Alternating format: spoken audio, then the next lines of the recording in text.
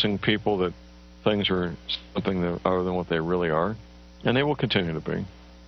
In the meantime, if you become a student of my work, a student of Professor McCanny, a student of Immanuel Velikovsky, Zechariah Sitchin, and others, you can learn the truth. The truth is, what we're experiencing is cyclical in nature. It's a long cycle, 3,600 years, and in human lifetime, that's a lot of lifetimes. 3,600 years. You figure 4 generations per century times 36 centuries. That's a lot of centuries. That's a lot of generations. The cyclical nature of this planet going away from us for 1,800 years and coming back towards us for 1,800 years in the binary star system. I get emails from all kinds of people claiming they have photographs, claiming this, claiming that. It's natural to want to see this thing. 12 years ago, when I found out about it, more than 12 years ago, I began that quest myself. I came to realize it doesn't matter. It really doesn't matter if I see a photograph of it or not. Eventually, I will see photographs that are authentic, and so will you. Eventually, we'll see the real deal here in the Northern Hemisphere. By then, we'll be down to the final few months, if not few weeks or days, before all hell breaks loose. I encourage you to, now don't get caught up in a quest trying to find a photograph of the 10th planet of Nibiru. It's pointless. It serves no purpose. What you need to do is educate yourself about this cycle, where every 3,600 years, every civilization on the planet gets mashed down to the mud. Lucas told that story quite well in his first DVD. It's mainstream archaeology, by the way. Very mainstream archaeology. And they offer no explanation. Mainstream archaeology offers no explanation for all the civilizations on Earth 3,600 years ago collapsing, coming to a halt. They don't. I know why. And when you educate yourself, you will know why as well.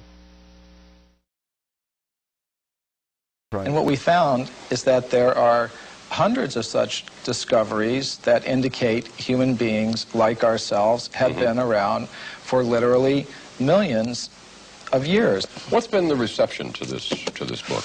Oh, there's been, from the spokespersons of the scientific establishment, there has been absolute outrage. You referred to, in India, the Vedic literature? Well, yes, I was saying in the beginning that we do take our inspiration from these ancient Sanskrit writings of India. They're collectively called the Vedas. Among them are the Puranas. Purana is a Sanskrit word. It means history. Now, these histories tell of human civilizations on this planet going back millions of years. How do we know those are accurate? Well, that was our question, too. Richard Thompson and I, we thought, well, if there's any accuracy to those statements, there must be some factual evidence to back them up. Now, when we looked in the current textbooks, of course, we didn't find any such evidence, but we thought, well, let's look a little bit further. Practically speaking, archaeologists and anthropologists have buried almost as much evidence as they've dug up. In other words... Or perhaps overlooked? Cast aside? Well, yes, cast aside. And there have been some outright cases of suppression where people who have reported such things have had their careers ruined. You have talked in terms of the fact that scientists don't cheat. That's a myth. You say there's actual cheating going on.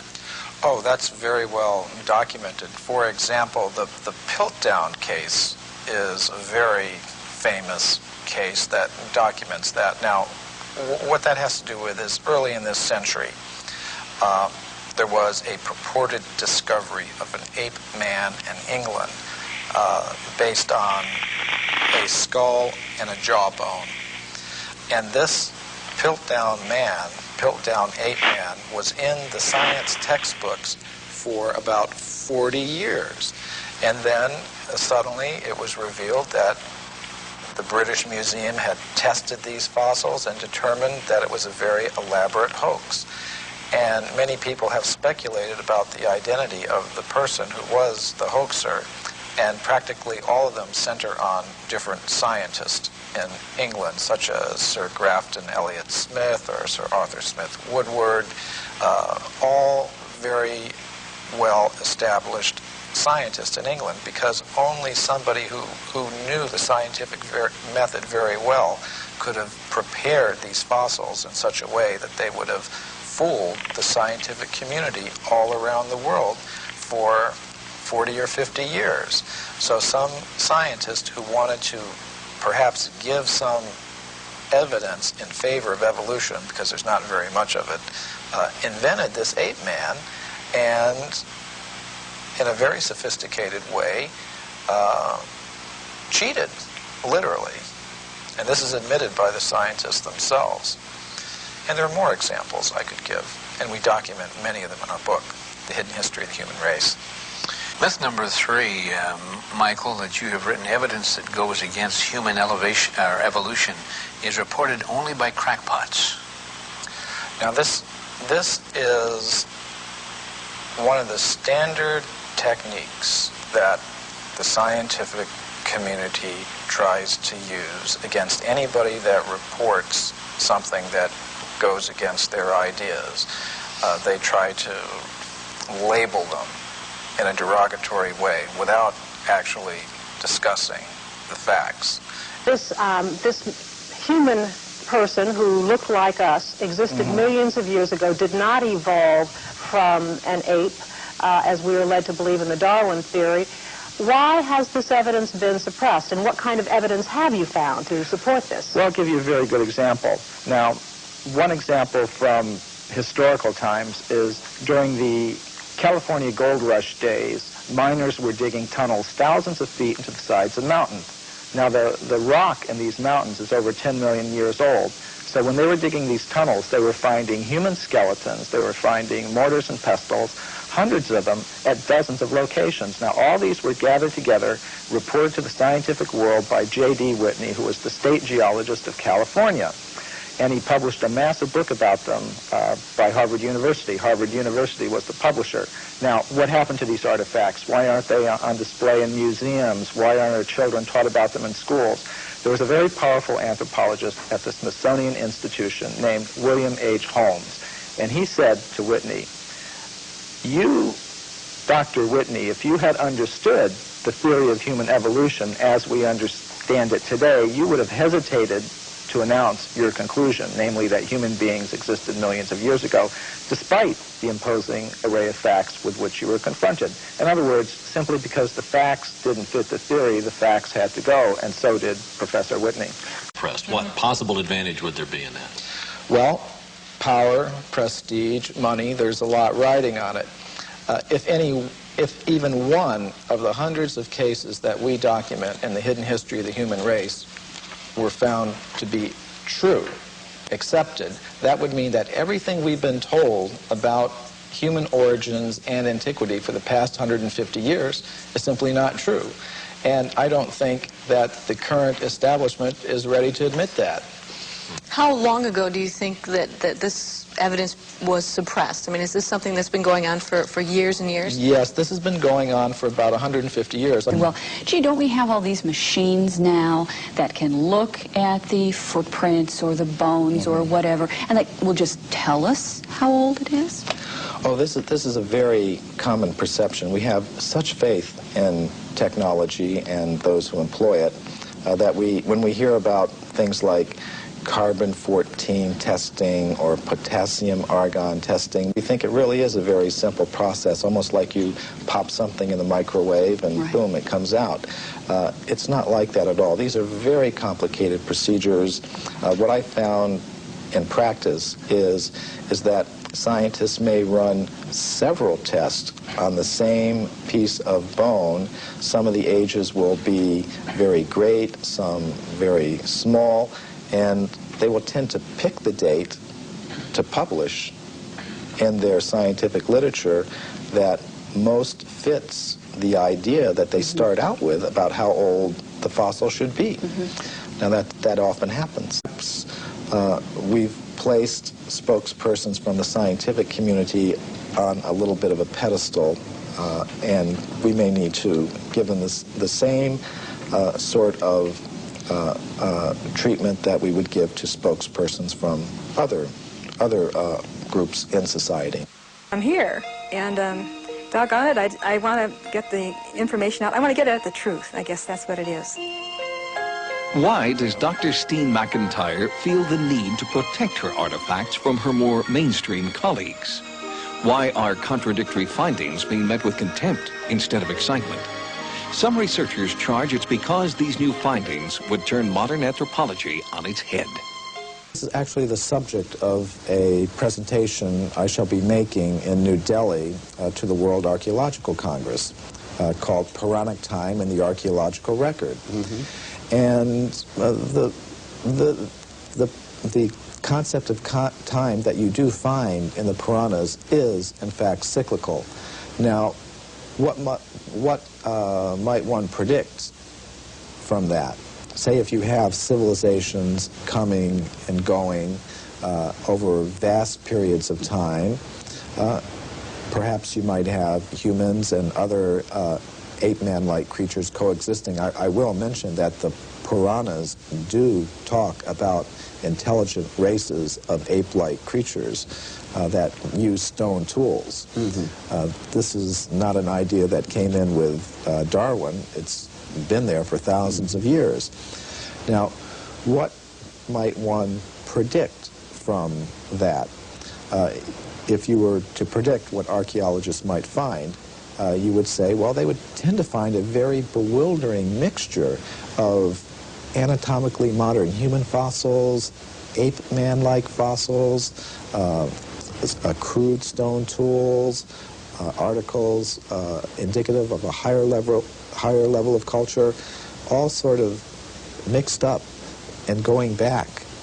I think you might also predict that given the biases of investigators towards a linear progressive idea of time, with things beginning in a very simple state and progressing in a linear fashion to a more advanced state, that they might edit that record to conform to their linear progressive biases.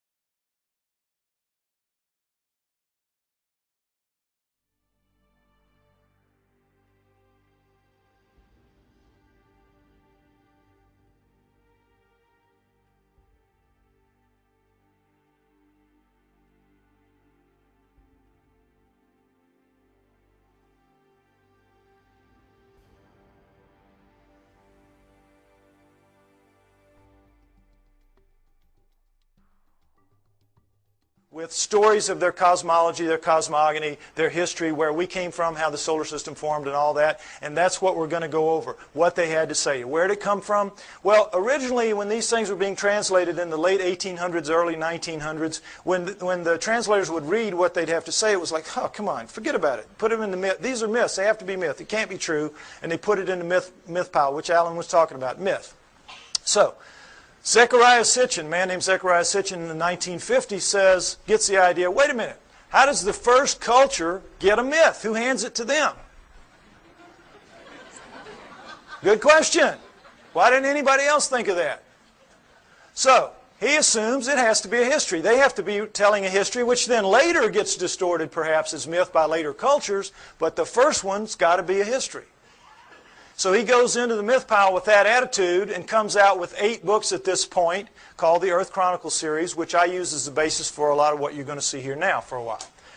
Okay, we're going to go over what the Sumerians had to say, boiled down. Part 4 of my book is basically the cliff notes to Sitchin's work. Any of you that have tried to read it, you know it's a slog at points. Okay, I tried to make it as easy as I could so at least you have the cliff notes to go in and try it again. All right, next slide. Here's what they say, that originally as the solar system was forming, there was the Sun, Mercury, Venus, Mars, and a big planet called Tiamat, right where the asteroid belt is now. And if you know about Bode's law, there's supposed to be planets at certain places of a certain size, and it all fits reasonably well except for the asteroid belt where there should be a planet, and there isn't. But there was Tiamat then, Jupiter, Saturn, Pluto as a moon of Saturn, Uranus, Neptune, and into that forming solar system at around 4 billion years ago, which we extrapolate and assume because all of them were still very plasmid, still very much lava-ish, able to pull moons out of themselves, and we know that the solar system formed at around 4.6 billion years ago, so at around 4 billion years ago would have been the time approximately when this would have happened.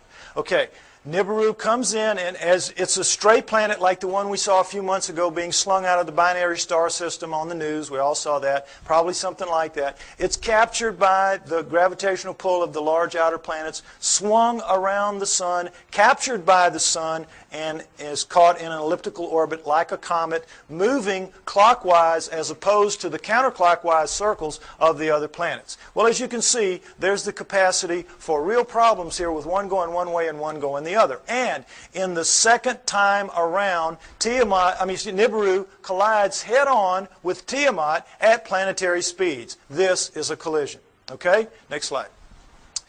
This whole thing now is described in the great Sumerian epic of creation called the Enuma Elish, which is 6 tablets of action, 1 tablet of summation, which is taken to be by many people the basis for the 6 days of creation and the 1 day of rest. Because much of the Old Testament is a direct come down from the Sumerians. And if you know the Sumerian history and you read your Sitchin, you will know that, or my stuff, you will see that that is the case. Now, in that great epic of creation, the Enuma Elish, six of the major puzzles of modern astronomy and Earth geology are, I think, plausibly answered. You heard Alan's interpretation of some of it. I'm going to give you mine and give you the basic Sitchin explanation. Okay? What they say is that in the collision, Nibiru slams into Tiamat. It is a little more held together. It's older, and so it is coalesced more. It holds together. Tiamat is shattered in two, blown apart, torn in half. And that the lighter outer crust, the crust with the water on it, is scattered in all directions. Boom, just an explosion, the lighter crust, and goes off with the water. Now, one of the great mysteries of modern-day astronomy is comets. Comets make no sense for this reason. They come from all over the place. In a linear universe, when, you know, the great ball of a primordial cloud of dust and gas swirling around flattens out into a pancake to make the solar system, that's the ecliptic. Everything formed in the ecliptic should be in the ecliptic. Nothing should be out of the ecliptic, and yet comets come from all over the place. So they had to be removed out to where they are some kind of way, but we don't have any idea. So they come up with this fantastic thing called the Oort cloud, which is so far away you can't imagine. The Oort cloud is one of the biggest jokes out there. And that's how they explain comets, because they can't explain them any other way. But the problem with comets is they have water in them.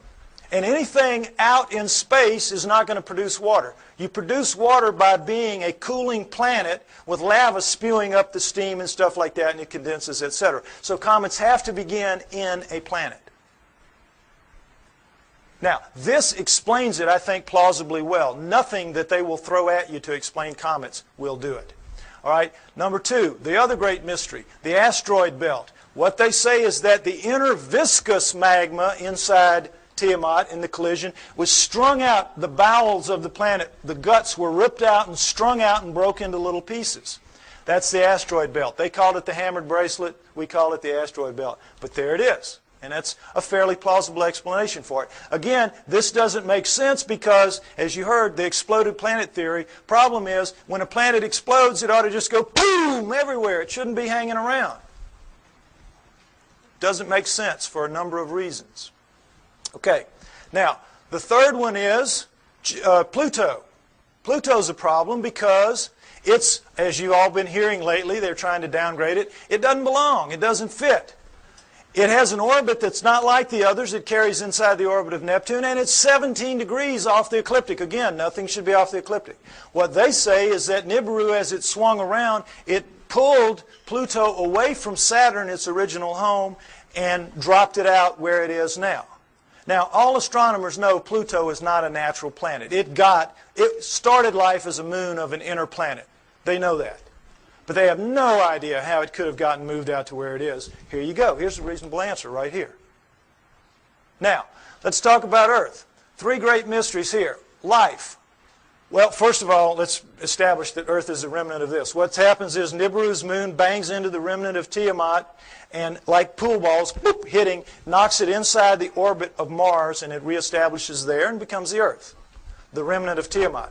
Now, Earth has one great mystery is life. How did life come to be? Life appears, despite what you're told about the lightning bolt into the primordial soup and all that, forget it. That's just a joke. That's just a fantasy fairy tale to tell people that don't want to know the truth and to tell kids in school. That's what they're teaching to this day. We know very well that the first forms of life to appear on Earth appear suddenly. They're very sophisticated bacteria, prokaryotic bacteria, and there's not one, there's two kinds, and they appear at around 4 billion years ago.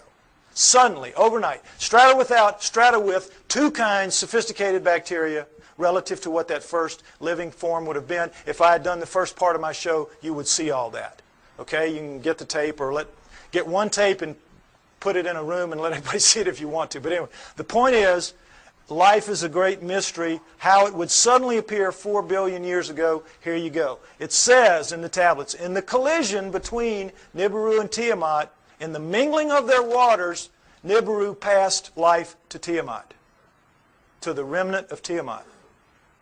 Perfect explanation for the sudden appearance of two sophisticated life forms on the remnant. Now, the remnant now is over here with its moon Kingu and has gone over, and now we're looking at two major differences in Earth and all other astral bodies out there.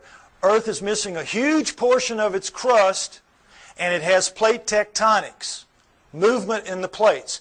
How could that happen? No explanation. Why? Because in the vacuum, any liquid in a vacuum, what does it do? You see it in the space shuttle all the time. They let orange juice or milk. It makes the smallest, tightest ball it can make. That is what a liquid does in a vacuum. Smallest, tightest ball it can make. It was painted in 1350.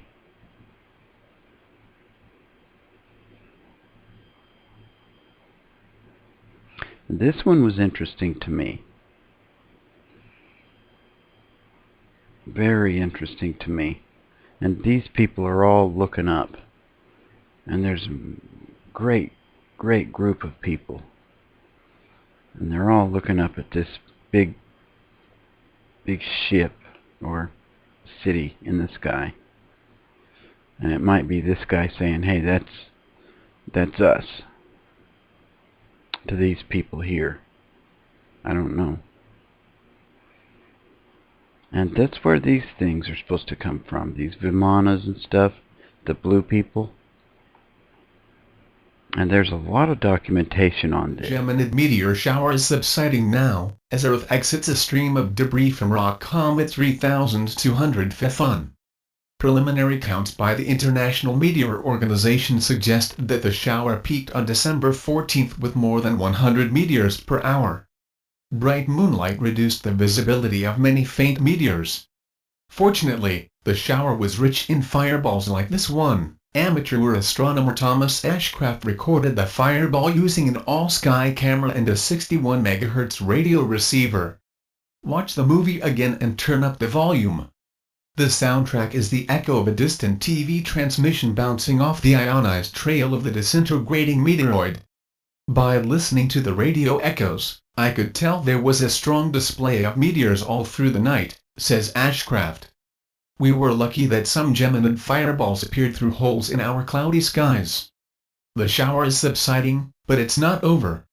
Earth will be inside the debris stream of 3200 Phaethon for some days to come. Look west during the magic hour before sunrise, and you still could see dozens of Geminids between now and December 16th.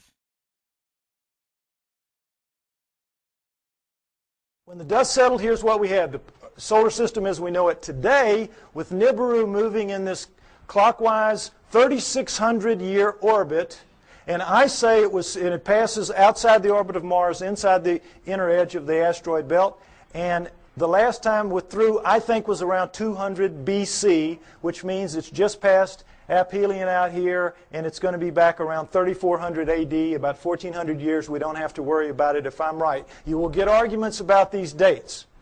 Some people use textual interpretations. I use the date of the ending of the Ice Age, which I believe was caused by Nibiru passing through and lifting the tides. You can read about why I think that in the book. And I use the dating of the ice cores and the tree rings of science. I try to make my work as scientifically based as I can because I expect someday to be able to go toe-to-toe with those guys, and I want to be able to do it on their turf in their terms. Okay? So, next slide. All right. This is some of the proof for that story that you've just heard, and it starts with cylinder seals. And I just want you to see what a cylinder seal is. There are about 5,000 of these that we have. They were their printing press. It was just a thing they would roll out on the clay to leave little pictures like this. Now, when they had a story to tell, they told it in the tablets like you saw. But when they had an event that everybody would know the event, like I showed you that cartoon, and everybody here, we all knew in a very small space that was talking about millions of words and thousands of volumes about evolution. Am I right? We all knew. Well, they would all know this was the story of the time the gods or whoever gave the water to the water buffalo or whatever. The point is, notice the fine detail in the best of the cylinder seals, and then realize that these are basically 2 to 3 inches high. They're like big spools of thread. Made out of precious and semi-precious stone, carved in a circular format so that they roll out flat and three-dimensionally. Now, when asked how this was done, science says, well, they could only have bored little holes into the rock and then abraded them out like they, to the degree that they wanted. Well, the sand would be bigger than the holes you need to do this, some of this work anyway. There's just no way. Lasers, this is not even an inch square here. Lasers would have a hard time doing this if they could do it. Nobody knows how they did this. They're just pulling one out of the hat on you. Okay, next slide. This is the one I want you to see. This is a much older one, much more worn, as you can see. 4,500 years, 4,500 years, 2,500 BC. It's called it's VA 243. It's in a museum in Berlin. It's well dated. And it's called the Granting of the Plow. This is a seated God. See him in his chair with a plow in his hand. And this is a standing God, and this is a human. How do we know they're gods? Because they have horns on their helmets. Horns on their helmets. Notice the horns. This is how you signify gods, or they did anyway, the Sumerians did on their cylinder seals. And I want you to pay special attention to this because later at the banquet we might see a real live Anunnaki helmet. We might see that. Okay, now, normally they would put astronomical signs up here to indicate who the god was because not everybody would know. But in this one, obviously everybody knew. And as you can see, this the human is carrying this kind of skunky old digging stick that the most primitive people have, even to this day. And this new wooden plow here, 4,500 years ago, we can go to Egypt today and see this very plow, and in many other third world countries still being used, this very plow. Okay, so no question it's the granting of the plow. But this is what makes this special right here. Let's see a blow-up of that. What is this? Solar system, right. Sun, Mercury, Venus, Earth, in their relative sizes, mind you. Earth, Moon, think how small that is. What grain of sand dug that out? Mars, and then, what should be here? This should be the asteroid belt. This is Nibiru, folks. Nibiru. Jupiter, Saturn, Pluto as a moon of Saturn, Uranus, Neptune. Notice that it's only a little bit bigger than Uranus, Neptune. It's about 3 times bigger than Earth. Nibiru is a good-sized planet. Good-sized planet, according to this. Okay? Now, again, what proof do we have of any of this? Let's take some look. Let's take a look at this. All right, here's a look at the solar system that you don't get to very often. And did it occur to any of you that we were looking at a cylinder seal carved at 4,500 years ago that had Uranus in it that we only discovered in 1781 when our telescopes got good enough to see it? It had Neptune, when we discovered in 1846 when our telescopes got good enough to see it, and Pluto, which we discovered in 1930 when our mathematicians got good enough to tell our astronomers where to look for the thing because it was so small. What are the Sumerians doing knowing about that? Furthermore, what are they doing writing in one of their tablets that if you look at these two, Uranus and Neptune, in the heavens, meaning right out on them, they look like blue-green watery twins? When we didn't find that out, we thought they were just big old gas bags like Jupiter and Saturn until Voyager went out there in '86 and '89 and found that, lo and behold, they really are blue-green watery twins. What the Sumerians said 4,500 years ago. Furthermore, they didn't count the way we do. Earth was not the third rock from the sun for them. It was number 7. So that means they were counting from out here and they were putting Pluto in its correct place. What are they doing with all that knowledge? Well, they make no bones about it. They say everything that we know, everything that we are, everything that we have comes from the people living on Nibiru. The people living on Nibiru came to Earth and gave us everything that we have, everything that we know, our great culture. Now, what's the proof of that? Is there any proof that any ancient advanced civilization was ever on Earth at any point in the dim or distant past? Yes, yes. The megalithic structures out there, the pyramids, Tiwanaku, Baalbek, Teotihuacan, Stonehenge, you name it, a couple of dozen of them. All of those are impossible for human beings to recreate today.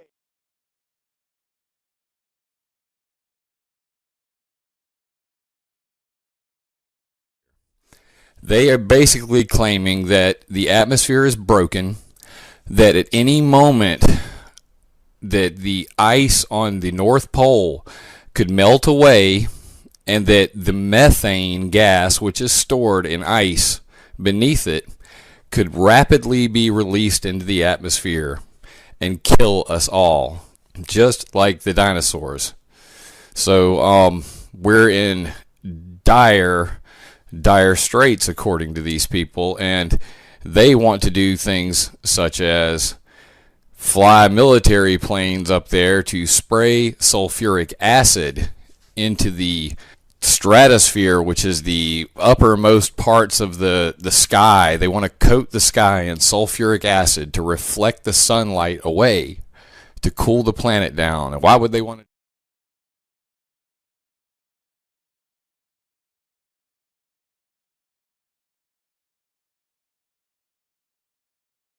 Here comes the emergency part.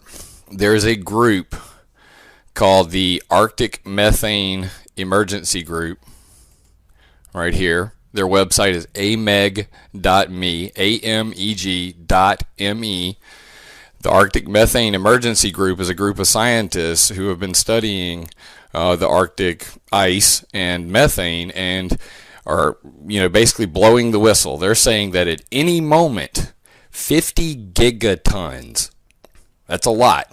I don't know exactly how much, but that sounds like a whole lot. Gigatons. So that's millions of tons, I imagine. Or billions of tons, excuse me. So 50 billion tons of methane could be rapidly released at any moment. And just for those who don't know what that would do, it has like 10 times the heating factor of CO2. So when that methane were to be released, if what they say happens, the weather would go insanely crazy. It would be the hottest temperatures ever on record, and there would be massive storms. Biblical stuff. So pretty crazy stuff. Might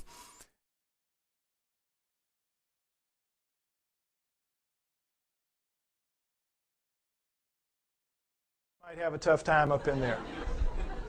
But the point is, they've got it pretty much done. They're working on the spire here when they break it. You know how it works. You press here, you get this. Well, look, does this look like somebody chipping away with a little hand? No. This looks like a belt sander taking pieces out the size of the chair you're sitting on. Huge chunks of pink granite, one of the hardest stones in the world, just being ripped out. And they press too hard with whatever machine they've got here, and you know your physics, you get stress back here, and they popped it, they broke it. And they just said, whoops, we busted that one. And they just unhooked it and went somewhere else and left it for us to marvel at and wonder how they could have done it. But now let's go ahead and say they didn't bust it and they finished it. These primitive people now who managed somehow to do this. They finished it, it's ready to go. The hole, by the way, is about 15 feet deep. That's the top of it up there. But still, what's the first thing they've got to do? Somebody's got to draw straws to get down there with his hatchet and cut it loose from the bottom. Now, who's going to do that with 1,100 tons sitting on top of him? We could not get our best diamond-tipped blades to cut through underneath this thing. The weight would stop the blade.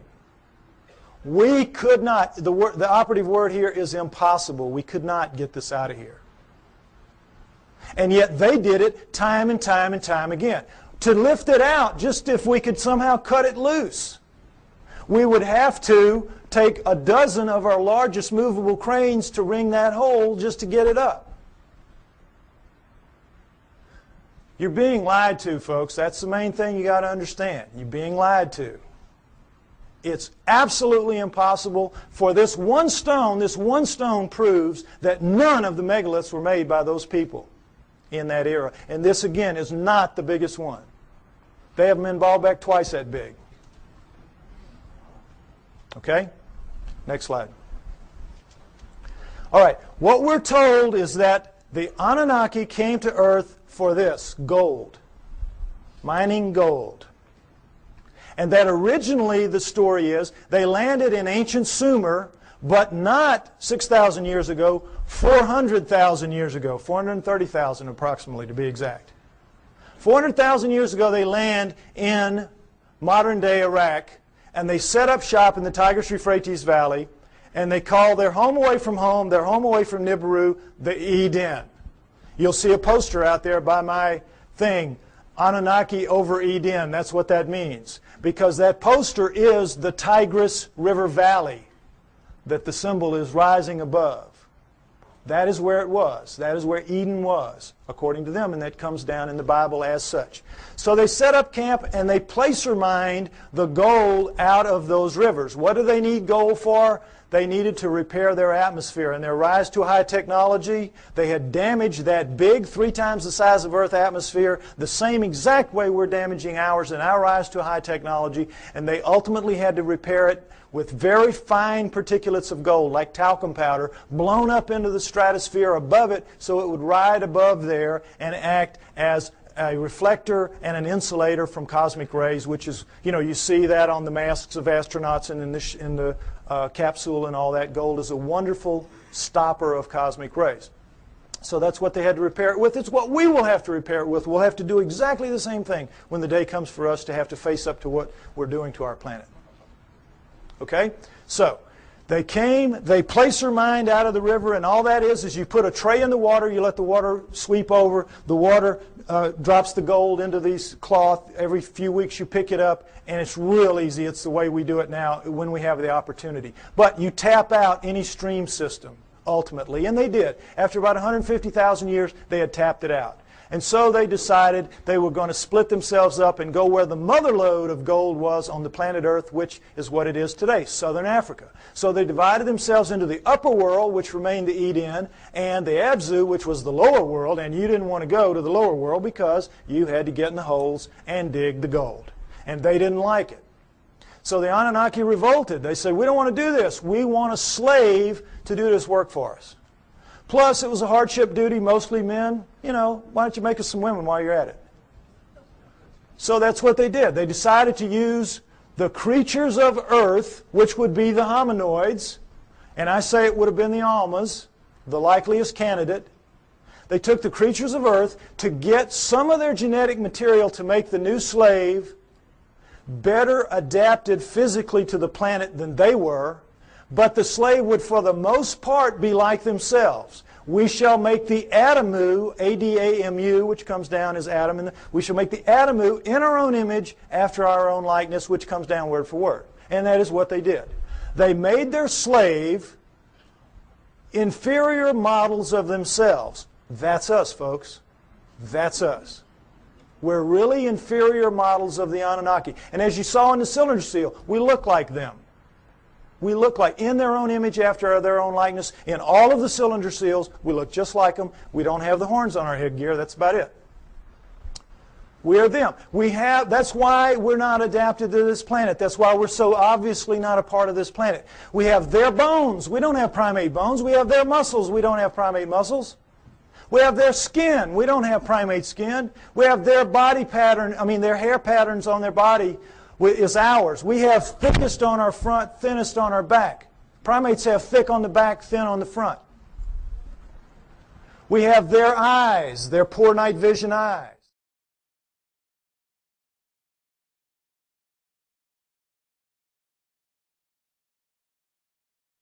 Hundreds of giant aliens unearthed near an African village. Upon the discovery, village elders urged the people to flee, and some women fled, clutching their infants. There's pictures here.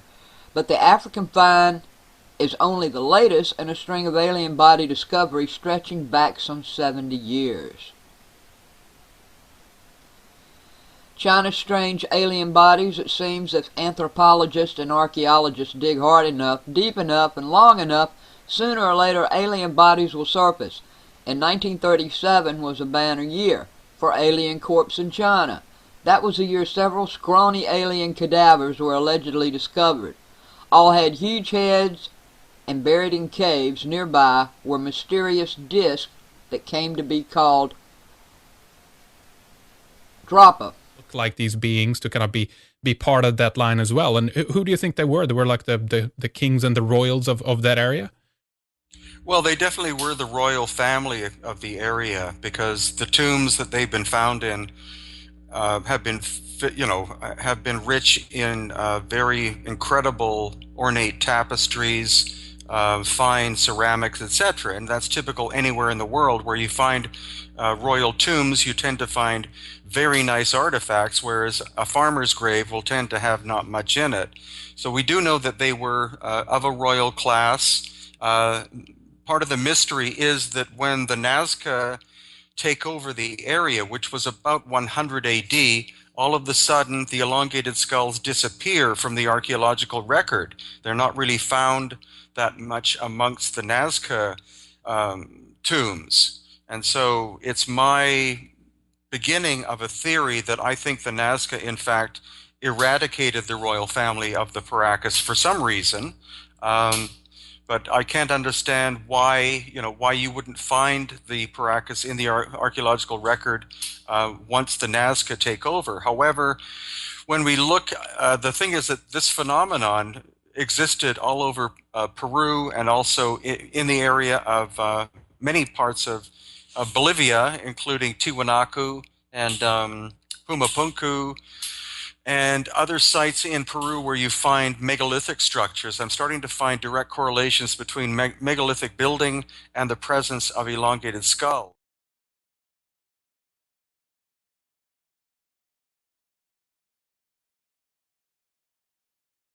That's the key to this. We have their brains. That's why we're not like anything else on this planet. We are them. We are genetically engineered copies of them. Okay, next slide. Let's take a look at how that was done. Human body contains 100 trillion cells. There's a nucleus inside each human cell except red blood cells. Each nucleus contains 46 chromosomes arranged in 23 pairs. One chromosome of every pair is from each parent. The chromosomes are filled with tightly coiled strands of DNA. Genes are segments of DNA that contain instructions to make proteins, the building blocks of life. This is where genetic engineering takes place. Now, we're going to go over it lightly, but it's very important. I want you to understand these things that I'm going to tell you now. Okay, next slide. Don't worry about the details and how they do it. This is what they do. They can open up a cell, our genetic engineers can, our geneticists can.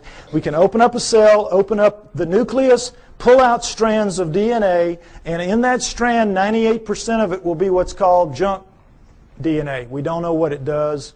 If it has a function, we don't know what it is. 2% will be what are called, prosaically enough, the working segments. They work. They do what they're supposed to do. They make the proteins. Now, if you cut in the junk above a working segment and in the junk below and remove it, and have done the same with another strand of DNA over here, you can move anything into anything else. It can be animal into plant, plant into animal, fish into fowl. It does not matter, because all living things at the most fundamental level are exactly alike. Understand that. We're all made of the same 4 base pairs, the same 20 amino acids. Everything's the same at the most basic level. It's like it's pop beads that are interchangeable. It is almost as if somebody designed it that way so they could just mix and match the parts and make anything they wanted. Isn't it? Something to think about. Okay, but the problem with it from an engineering standpoint is this. You're not cutting with a blade. These are not precise cuts. The blade would have to be a few molecules thick. You're cutting with chemicals. Chemicals. Now, the chemicals can cut pretty accurately, but mistakes are going to happen. Something's going to ooze out where it doesn't belong. Something's going to splash over it where it doesn't belong. Mistakes are going to happen. Inevitable. We know that. We make mistakes all the time. Another problem with genetic engineering is you don't know what you're going to get when you do this. You can't predict. You have to decide what you're going to do. You have to do it. You have to let it express, which is live, and see what you get, and then use that to determine what you do the next time. And of course, the great fear in genetic engineering is somebody's going to make a mistake and create the Andromeda strain that's going to kill us all. A legitimate concern. Although everybody's very careful, and I'm not too worried about it. But mistakes do happen because all of this is so incredibly microscopic. It's out of the nucleus of your cells. Imagine how microscopic it is. But don't try to figure it out. I can't even figure it out. It's really complex. But they do it. Okay, understand that. Now, with that in mind, let's look at some of the proofs that I say indicate very clearly that we are, in fact, what the Sumerians say, a genetically engineered species by the Anunnaki. Next slide. Okay, here we go. The cerebral cortex is the deeply convoluted surface region of a brain that is most strongly linked to intelligence, lower right. It's the stained part out here. If you peel that off of the brain of a rat, it will cover a postage stamp. Peel it off of a monkey, it'll cover a postcard. Peel it off a chimp, it'll cover a sheet of typing paper. Peel it off of us, and it'll cover 4 sheets of typing paper. Now, you can see this is a transition. This is clearly a transformation. Now, there's some weird things about it. These guys are using all they've got. All they've got. We're using 1/2 of one page in a very different way than they are using what they have. 1/2 of one page. How do we know? We all know. We use about 10% of our brains. We know that from the studies done with idiot savants. You know that. And we know there are thousands of miles of neural network in our heads not being used. We don't know why. We don't know why. I'll tell you why. We shall make the atom move strong but not too strong, smart but not too smart. They sealed it off genetically at the 10% mark or wherever it is. We don't know exactly where it is. But wherever it is, they sealed us off. You don't want your slave to be anywhere near as smart as you. You, in fact, want your slave to be so decidedly inferior to you that you never have to worry about treating it like a slave. So they engineered us to be really clever to ourselves, but for them, we were smart enough to talk, take instructions, act with a little bit of ingenuity and self-reliance. They could turn things over to us and kind of let us take over and do it. They gave us just enough to be wonderful in our own eyes, but be pond scum relative to them. It's what they did. So, it's pretty clear in as much as that, and now understand with the idiot savants, for those of you that don't know the proof about this, idiot savants get some beam of light in the damage to the good 10. They get some beam of light and it will strike somewhere in the other 90%. You all saw Dustin Hoffman in Rain Man, remember? Well, they get it in math, they get it in music, they get it in sculpture, art, whatever, wherever it strikes. Now, if there's just one, we could say, well, that's a freak of nature. But we've had lots of them, lots of them. So we know that all of this is out there. It's in our heads. We just can't access it. We just can't use it. But if it wasn't in our heads, it wouldn't be in their heads. So we know that it happened. They have no idea how. Well, I say that the Anunnaki did it deliberately, and that makes sense to me. Next slide. Okay, mitochondrial DNA, late 1980s, you might remember this. In humans, over 99.99% of a cell's DNA is packed into the cell nucleus with a small amount occurring outside the nucleus in small structures called mitochondria. That's these babies right here. They're about 16,000 base pairs long. Now, when you have a mixing and a mating, the DNA in the nucleus mixes. But with the mitochondrial DNA, it does not. Sperm doesn't have mitochondrial, eggs do. And so females pass it down intact generation after generation. Well, when this was figured out in the 70s, Boy, the botanist and the geneticist said, great, great. Now we can go and find out if the split from the common ancestor was closer to 8 million years or closer to 5 million years. Remember that? We're going to now pin it down. It's going to be one or the other. We're going to figure it out. So they went out and they took the mitochondrial DNA of women all around the world, every race, every creed, every culture, every country, and they brought them back to the lab and they started working on them. And when the answers came in the late 1980s, it was not 8 million years ago. It wasn't 5 million years ago. It was way, way, way the heck down to 200 to 250,000 years ago, and that's all. We don't exist genetically beyond 200 to 250,000 years. And of course, needless to say, the anthropologists said, you guys are nuts. We've got these skulls showing, these bodies showing, these prehumans showing that we go back millions of years. What's the matter with you? And the geneticists said, we couldn't have been wrong that many times. Impossible. We'll do it again. And they have. They've done it. It always comes out the same. Outside 250,000 years ago. That's it. We're brand spanking new. Brand new on this planet. Now, there's still a lot of people, there's still a lot of people that will not accept that. A lot of people that will not accept that. Some 445,000 years ago, astronauts from another planet came to Earth in search of gold. Splashing down in one of the Earth's seas, they waded ashore and established Iridu, home in the faraway. In time, the initial settlement expanded to a full-fledged mission Earth with a mission control center, a spaceport, mining operations, and even a way station on Mars. And there's lots of evidence of that. I mean, it absolutely is to me no coincidence. And anybody who wants to make you believe it's a coincidence is a liar. That the original area of what is now Iraq, formerly Mesopotamia, was called, before it was Mesopotamia, was called Cydonia.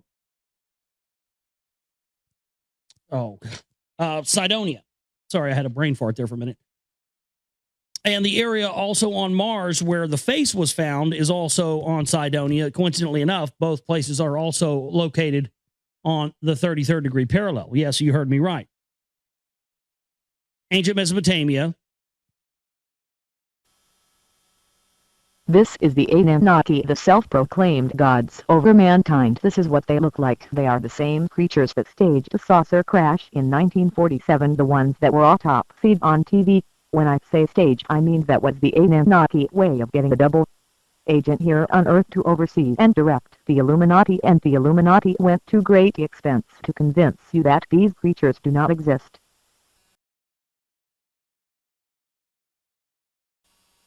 The Anunnaki came to Earth right about here in our evolution and took control of our DNA. We were on our way to becoming an intelligent race with all of the promise and opportunity that the Anunnaki have enjoyed for billions of years.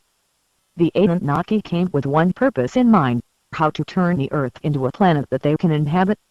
The Earth was the perfect choice for the subterranean creatures with its vast underground oceans of oil. The main task would be to remove the oil, leaving hundreds of millions of square miles of underground open space for their cities. More oil is burned into the atmosphere every day than all the cars, trucks, and planes burn in 10 years.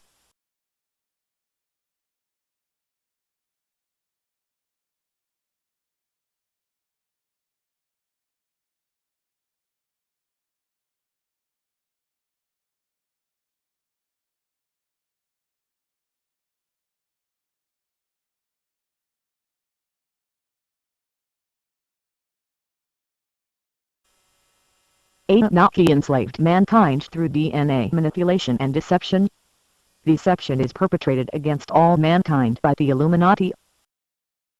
The Illuminati is now carrying out thousands of attacks on mankind. Under the instruction of the Anunnaki, Satan, who is a double agent serving the Anunnaki. This whole deception was carefully planned out and is going as planned. The Illuminati, even after all of their hatred, torment, and murder of their fellow man, they are innocent. None of us ever stood a chance against the Anunnaki deception and DNA modification.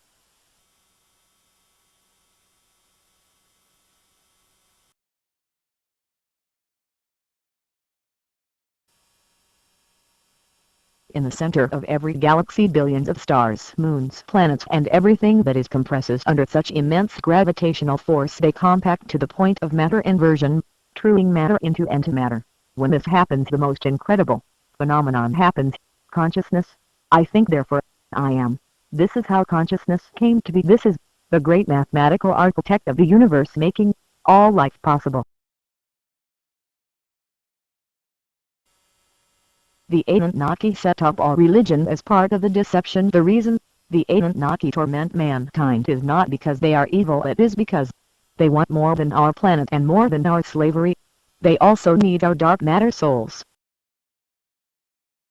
And when the Illuminati tortures and murders the first 4 to 6 billion humans, the Anunnaki will be waiting to intercept all of the souls. The Anunnaki use dark matter for many things. It is the most powerful substance in the universe. It is conscious and it is God, the great mathematical architect of the universe. So the Anunnaki use the earth as a soul trap by conditioning humans through religion to get you to give away God's greatest gift to you, your everlasting soul.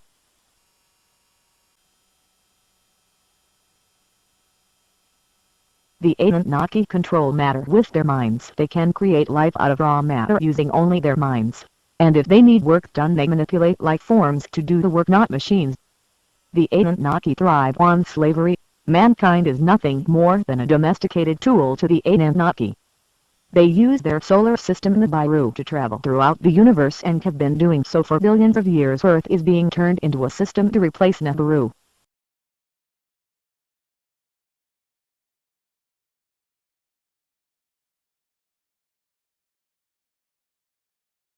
When Earth is completely operational and when the Illuminati has carried out a decimation of the masses, the last prophecy will be fulfilled. The Illuminati will be relocated to Nibiru, a dying hell-type planet, and the meek Anunnaki will inherit the Earth.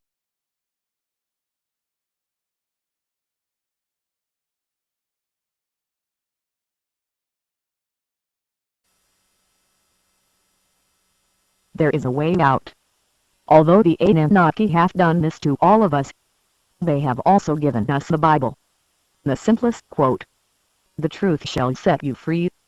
If we can get out the truth about these creatures and what they are doing here and what they want from us and how they are creating religious icons to manipulate you into giving away your everlasting soul. We are all victims of the Anunnaki, including all of the religious icons that suffered as part of this manipulation, and no matter how much we love these icons, we should keep our souls free and never pledge our souls to anyone or anything.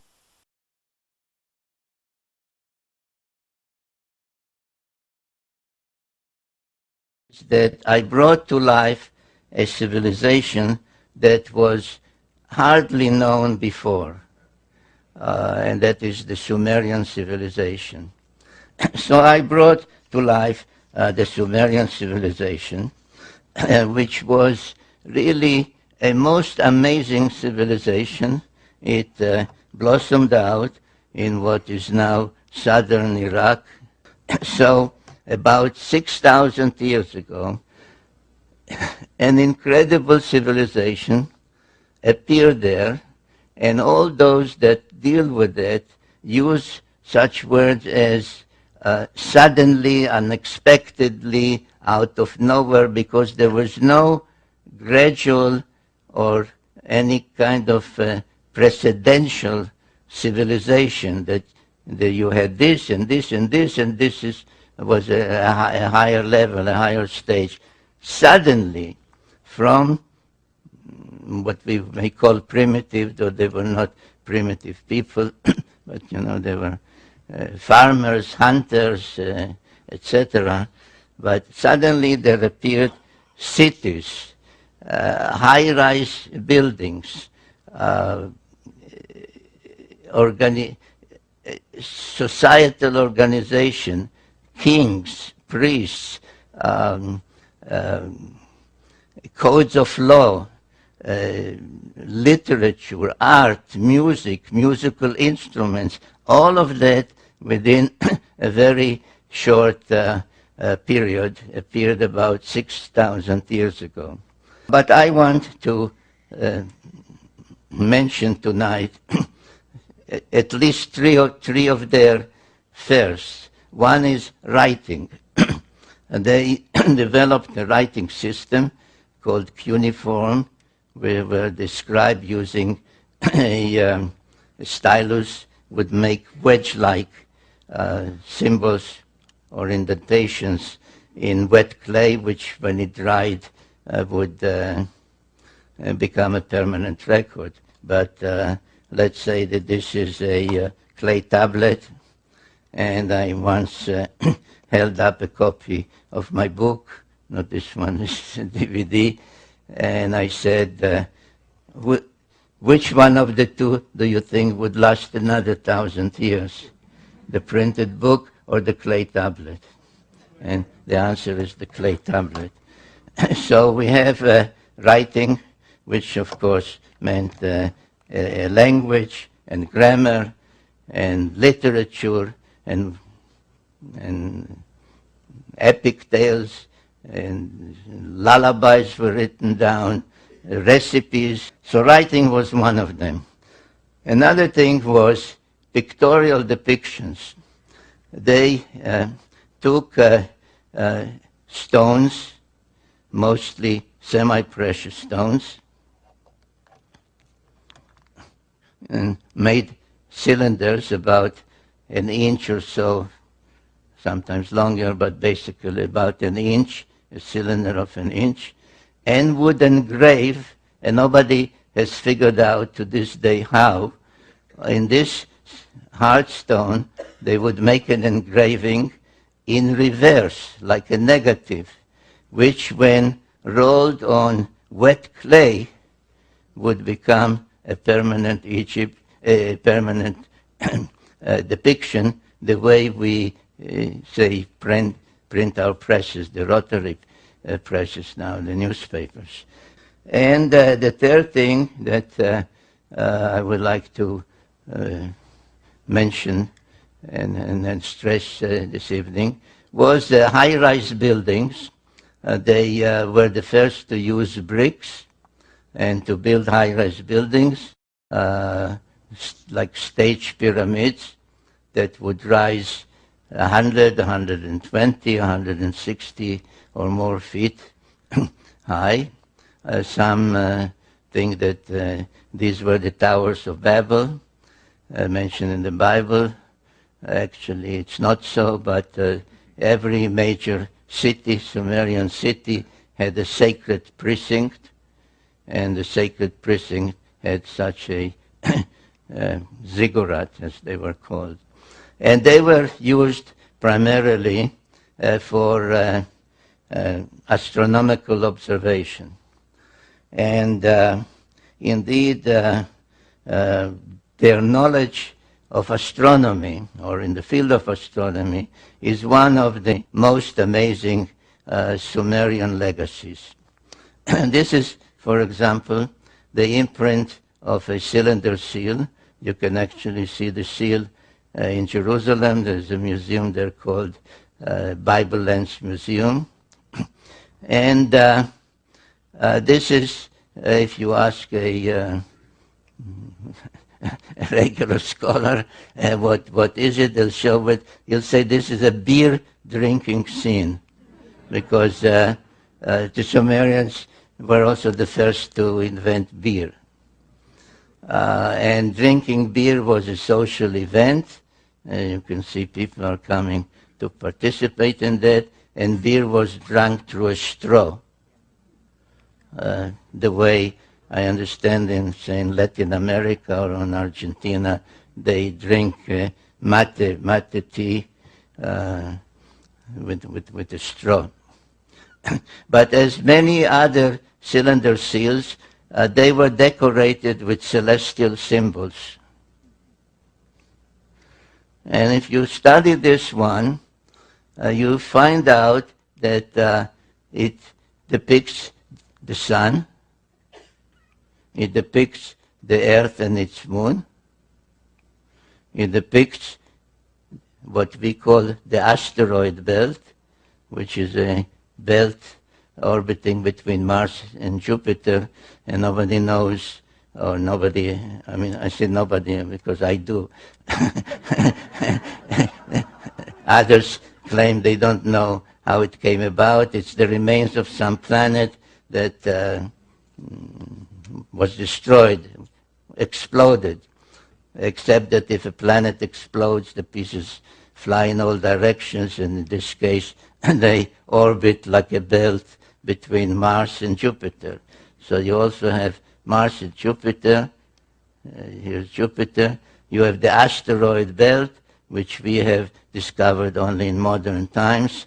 And beyond Jupiter, you have Saturn and its rings, which we did not know about until the invention of the telescope. Now, this cylinder seal is from about 2000 BC, from 4,000 years ago. So this is an example of the amazing Sumerian knowledge in astronomy. But there is even one more amazing cylinder seal, which caused quite an uproar at the museum where it's kept. It's in a museum in Berlin at the time when I came across its existence. It was East Berlin, but they cooperated with me. They sent me a photograph. And if you ask scholars what is the scene depicted, they say, well, this is the god of agriculture granting the plow, a primitive plow, to mankind.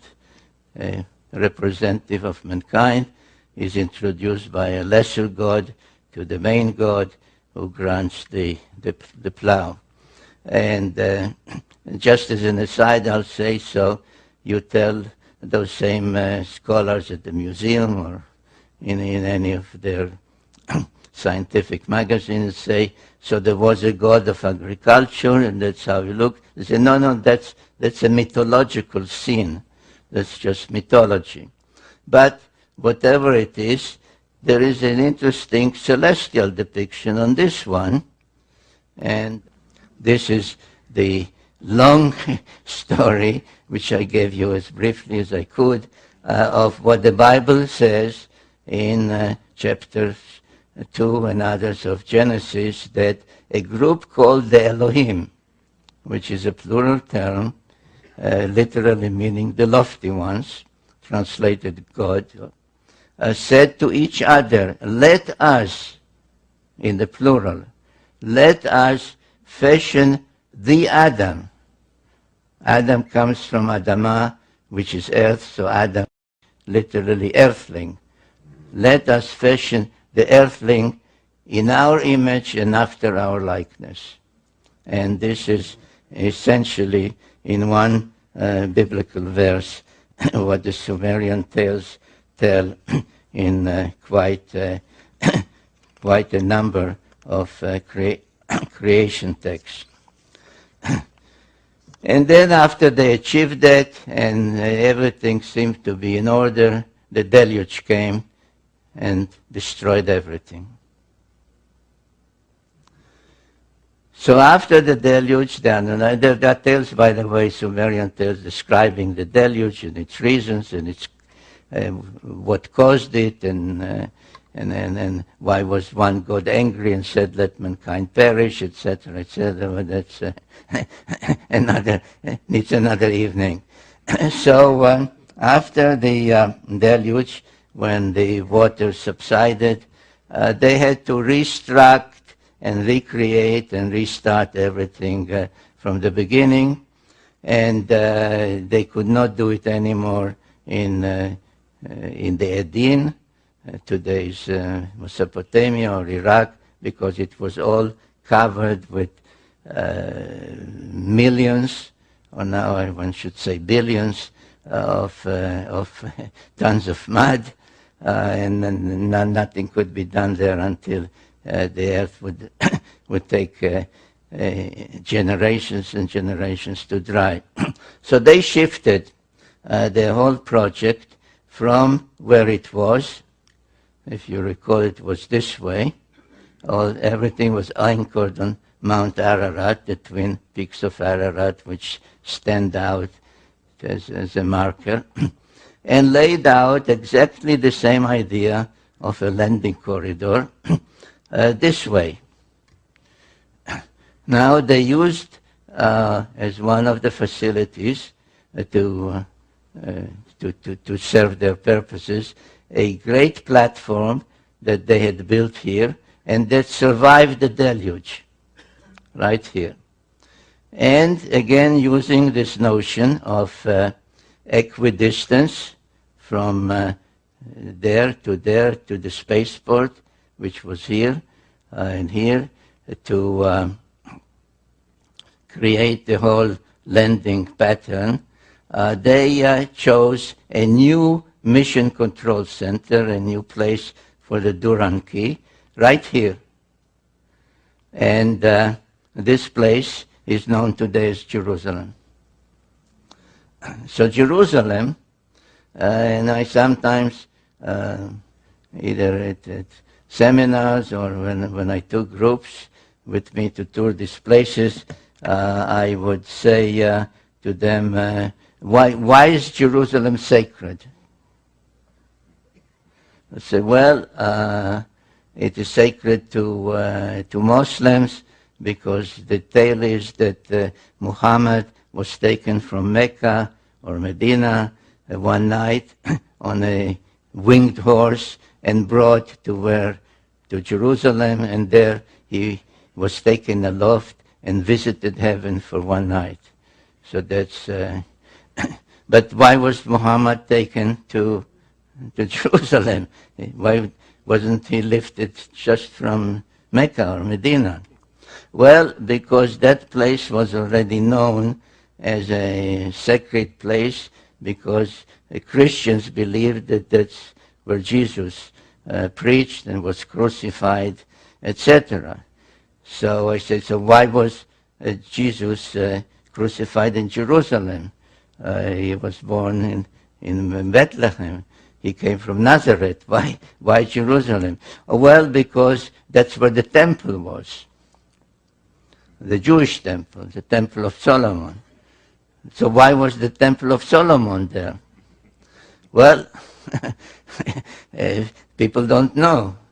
So I tell them, well, it was there because the same Anunnaki who had this pattern and had Nippur as the navel of the earth and mission control center before the deluge, set up this layout and made Jerusalem mission control center after the deluge.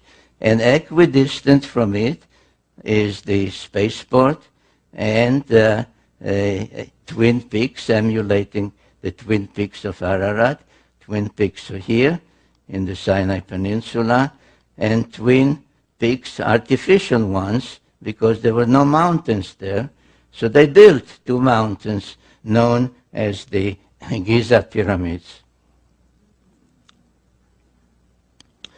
Now, things did not go so well after the reconstruction and the setting up of the alternate mission control center.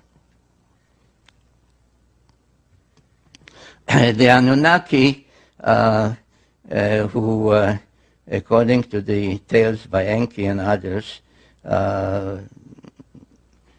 were engaged in almost constant wars on their planet, had at the time a leader called Anu, but he was actually a usurper. He usurped the throne.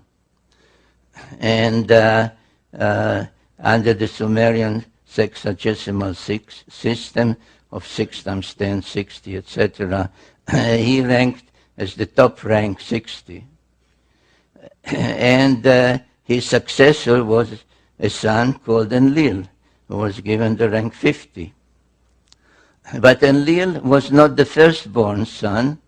It was Ea, or Enki, as previously known as Ea, Enki, who was really the rightful successor, but he was demoted to rank 40, and so on. So there was a pantheon of 12, matching the 12 members of the solar system, and matching other 12, without belaboring it, 12 months of the year, 12 tribes of Israel, 12 disciples of Jesus, and so on. So 12 was a celestial number.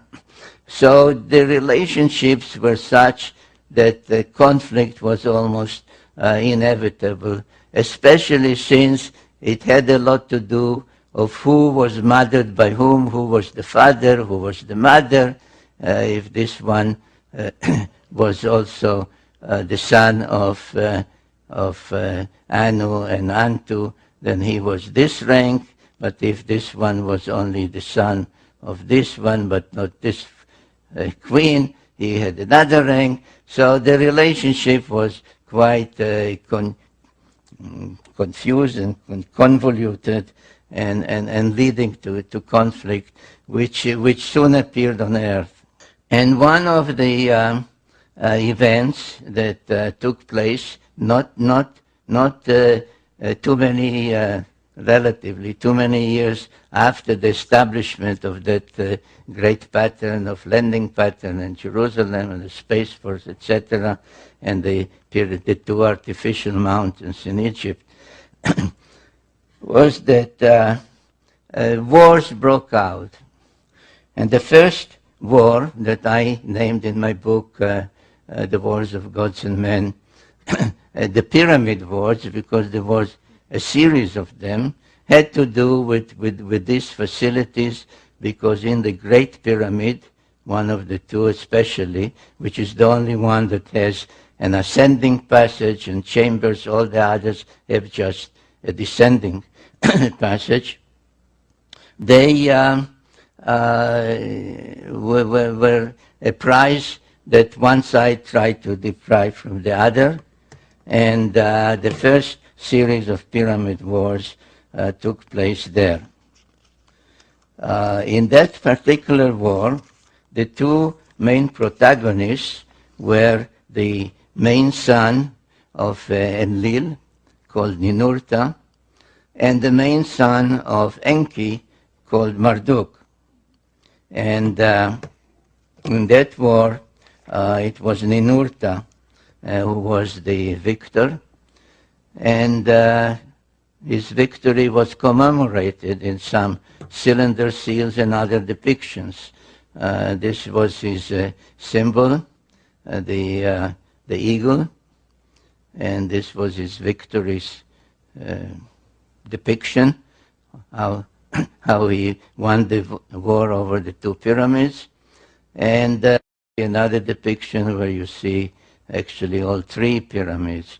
And this, by the way, is another of the proofs, of which I have many, and I deal with it extensively, of who built the pyramids and when they were built, and that you see that already in Sumerian times, which preceded the pharaonic times by thousands of years, the existence of the pyramids was already known. In one of the next wars between the various clans of the Anunnaki, the Enlilites, the Enkiites, Ninurta, Marduk, etc., they resorted to the use of nuclear weapons. In 2024, almost 4,000 years ago, the Anunnaki resorted to the use of nuclear weapons.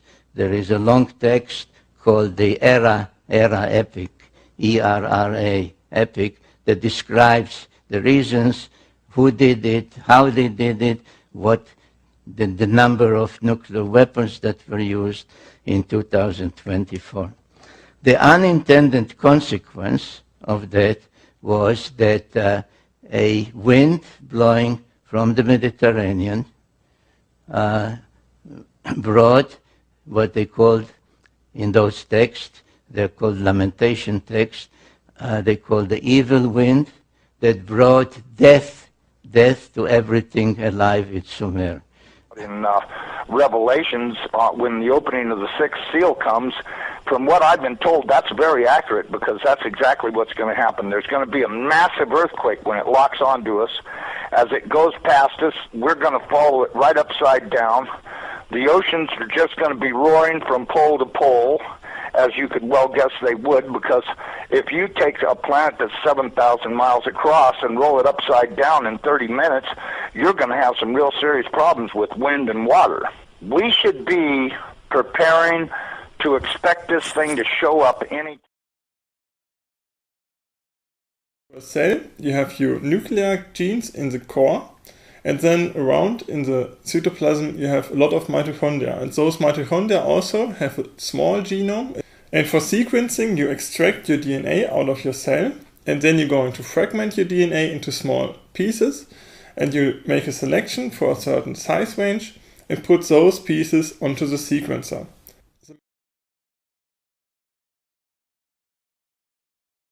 Mitochondrial DNA, you find that it goes back into the range of 150,000 years based on the mitochondrial DNA, which is, I think, pretty much incontrovertible. If we're 150 to 200,000 years old, that throws a huge, gigantic wrench into the establishment position that we evolved from creatures that were walking upright approximately 4 million years ago. The early Australopithecines, Lucy, everyone is familiar with her, at around 3.2 to 3.5 million years ago, and they're finding new ones all the time. And all they say is to qualify as human is to be upright walking. If you're an upright walking pre-creature, you're called a pre-human. And even though all of those creatures, right through Neanderthal, from Lucy at 4 million years ago, right through the Homo habilis, Homo erectus, Neanderthal to Cro-Magnon, right up to Cro-Magnon, all of those creatures don't look anything like human beings as we are today. They are as different from us as primates. In fact, they look like primates. They look like upright walking primates. Up through Neanderthal, back to Lucy, and whatever's going to come before her. What could make something change so radically, literally overnight, in anthropological terms, and be anything remotely associated with Darwinism?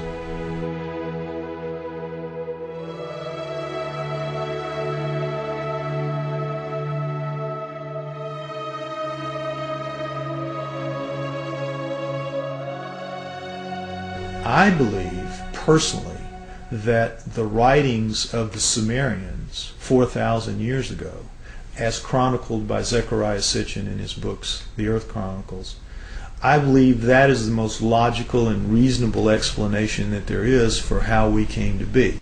20 some odd years ago, Zechariah Sitchin wrote The 12th Planet. In The 12th Planet, he describes ancient writings and texts by the Sumerians depicting a 3,600-year orbit of Nibiru. But the Sumerians are rarely spoken about in history books. Who were the Sumerians? And what could an ancient civilization possibly know about how we came to be? We only hear about like the Egyptians or the Mayans or the Incans, Romans, Greeks. The first culture we have on Earth were the Sumerians. And they showed up 6,000 years ago where modern-day Iraq is. It's right between the Tigris and Euphrates rivers. It was then known as Mesopotamia, Babylon, but also Sumeria, where the first culture on Earth stems. And they have left us over 100 of the first for high society to take place. For instance, stemming from Sumeria 6,000 years ago, they were the first ones to invent writing. They had a system of over 400 characters known as cuneiform text. They'd use a wedge-shaped stylus or an object with a wedge and would twist and turn and make all these characters that came up to about 400 characters. And they had their own complete language, like an alphabet that we use today, A through Z. But this stemmed out of Sumeria 6,000 years ago. And all of the first for high society come from them. Time, the calendar, math, schools, courts, judges, systems of law, all of this originated in Sumeria, which was then known as Mesopotamia, Babylon, today's modern-day Iraq. The Sumerians are actually probably the most influential culture of the ancient world. Not the Egyptians, not the Greeks, not the Romans, the Sumerians. The Sumerians invented, for example, the zodiac. All of the symbols that we still have today for the zodiac was created by the Sumerians. They tell an incredible story, the Sumerians do, of the Anunnaki, which is that there is another planet in our solar system, that gods, super beings, live on this planet, that these beings come to Earth. The Sumerians had a pantheon of gods, but it was living gods. They were the Sumerians worshipped living gods who lived and worked and had their lives among them. They were the Anunnaki. Among those Anunnaki, there were 12 leaders, 12 super gods, the bosses, the boss of bosses. Those 12 gods come down and are present in the Egyptian culture, in the Greek culture, and in the Roman culture. They just have different names, but they have basically the same personalities and the same functions. So it isn't that mythology begins with the Egyptians, the Greeks, and the Romans. Mythology begins with the Sumerians. Monotheism didn't kick in until the gods, the multiple gods, actually physically left. When we look at all the stories in the Bible about how God is a feared God, and if you do what God tells you, you are given the reprisal of going to heaven, or if you do wrong, you go to hell, and it's very black and white. But the Sumerians give us a lot more context into that line of thinking and how it came about in their image and after their likeness. The Anunnaki quoted to the Sumerians as saying, "We have created you in our image and after our likeness, and we were their slaves," basically, to do as they bid it. Mine the gold, do their daily chores. We were basically their slaves. The leader said, "We'll make you a slave. We'll make you a servant." And that's the reason, the impetus, according again to the Sumerian writings, for the creation of human beings. The story of Noah is a classic that comes right out of the Sumerian texts. The word Eden, the Anunnaki called the land where they lived the Eden. The Adam, they called the worker slave that they created the Adamu, plural. Could the Anunnaki have genetically engineered humans? It sounds incredible until we consider that we ourselves genetically engineer the fruit and vegetables we eat every day. From tomatoes to apples and oranges to cloning Dolly the sheep. If we can genetically manipulate DNA, then who's to say that we weren't created or our DNA wasn't tampered with by another race of beings in the past? Now the question is, were we? Did they? And if we were, there must be some empirical evidence, some clues left behind, besides writing in a text, that points to this. If you look at the human genome, you'll see that it looks very much like a primate genome, except the second and third chromosomes are fused into one. So, what does that solve? It gives you all the chromosomal material of the primate, but it's now only taking up the space in the combining process of 46. It is 46 chromosomes with 48 chromosomes of genomic material still in there. Now, how could nature do that? How could nature fuse those two chromosomes together in any length of time? It wouldn't happen. It couldn't happen. That was done. According to Sitchin, we were created genetically by the Anunnaki as a worker to mine gold for them, to serve them.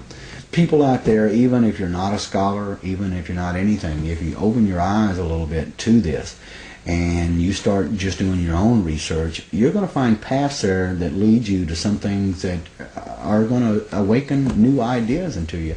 In the next few years, I think we're going to see a watershed of information that is going to absolutely rewrite every book of history. There's evidence left over this entire planet when you start thinking, and you must believe, that we are the offspring of these people. If there was a God, the God created those people before they created us. We are here because of an act of divine creation, but they were people just like us, only older, only more technically advanced. We need to rediscover that in ourselves, that we are a great civilization. We came from a great civilization. And I would tell anybody to look, open your eyes and look for it. Don't be blinded to something that's led to nothing but the slaughter of ourselves for thousands of years. And we still are at that point. We're still a warring society. When this documentary or others like it are put out there and enough people will see it, at least that will start a beacon somewhere. That will. Okay, but what about Planet X? Oh, it's a reality. Yeah? Yeah. So what are they going to do about that? Well, apparently they are concerned about, you know the story, according to Sitchin and according to the Sumerians, it's a reality. Mm-hmm. Well, our astronomers apparently have concluded that it is indeed a reality. For almost a century, astronomers have been concerned and interested about what they called an intruder that seems to come and go from time to time, and they can measure it by the perturbations and the effects on other planets. They've known its existence for a long time, but they've never gone public about it. Well, in the early 80s, the JPL, the guys at Jet Propulsion, used to call it Jack Parsons Laboratory. Yes. Which I think is probably where the original JPL came from. Yes. Because Jack Parsons established it. Anyhow, they sent out a couple of Pioneers satellites back in '82 just to try to determine if there was some truth to it. Mm-hmm.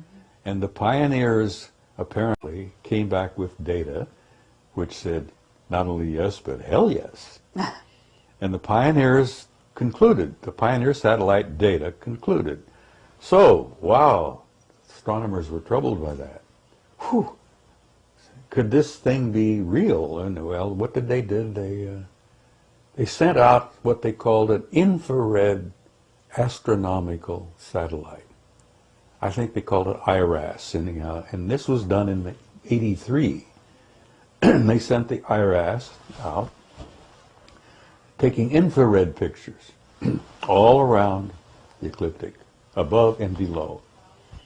And apparently IRAS got 2 giant positive responses that yes, the 12th planet, the 10th planet, however you want to call it, yes, it's real.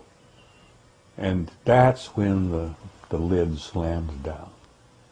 So it's out there, it's on its way back in, right? According to the Sumerians and Sitchin, apparently it is. And if you're a student of history, as one of my majors, its last pass was 1600 BC. The Sumerians and Sitchin and all of those say it has an orbit of 3,600 years. Mm-hmm.